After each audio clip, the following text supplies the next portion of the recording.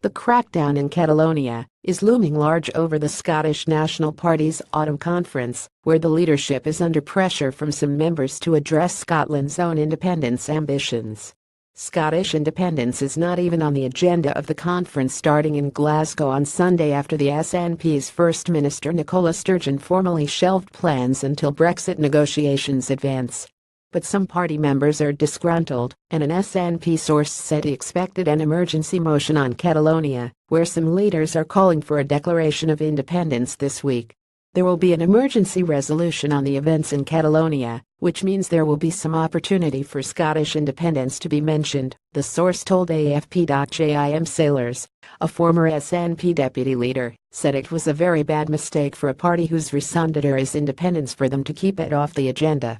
Former SNP lawmaker Kenny McCaskill told the Herald Daily that the crackdown by Spanish police in Catalonia and Britain's failure to condemn it would fuel Scotland's own separatist ambitions. For SNP members, the failure of UK parties to properly condemn what happened in Catalonia further justifies the case for Scottish independence, he told the Herald Daily.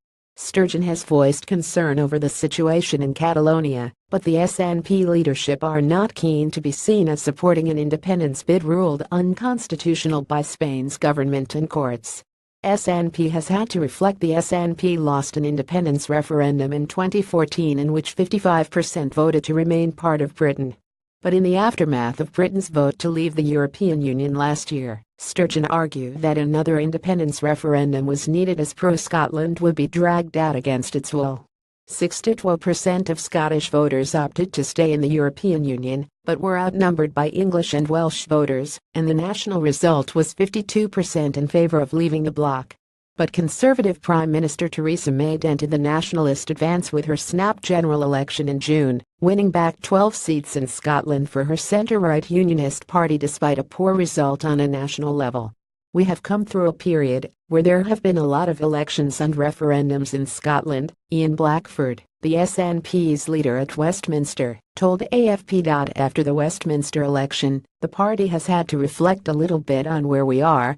New referendum a possibility. A majority of Scottish lawmakers currently favour leaving the United Kingdom, but that proportion could change at the next Scottish Parliament election in May 2021, so the clock is ticking for the SNP. Kirsty Hughes, director of the Scottish Centre on European Relations, told AFP the SNP are not going to rule out independence, despite the demands of the opposition.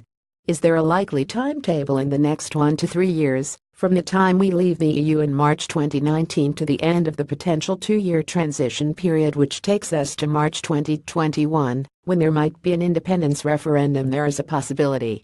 The SNP has accused London of planning a power grab, particularly over fishing and farming policies which are currently regulated by Brussels, but would return to Britain after Brexit. Despite the potentially damaging implications of Brexit for Scotland, the SNP are moving cautiously after their bruising in the 2014 referendum and 2017 election. There is a strong view that if you have a second independence referendum you can't afford to lose it, because then it really is over and done with. So it will be a balance between deciding what the support looks like for independence in 2019 and 2020, what the support looks like for the 2021 election, where the mood on Brexit has got to, and making a judgment, Hughes said. We're already seeing damaging effects of Brexit, and if those effects become stronger and clearer, like big-name companies moving out of the UK, or a potential slowdown in economic growth, it could get even worse.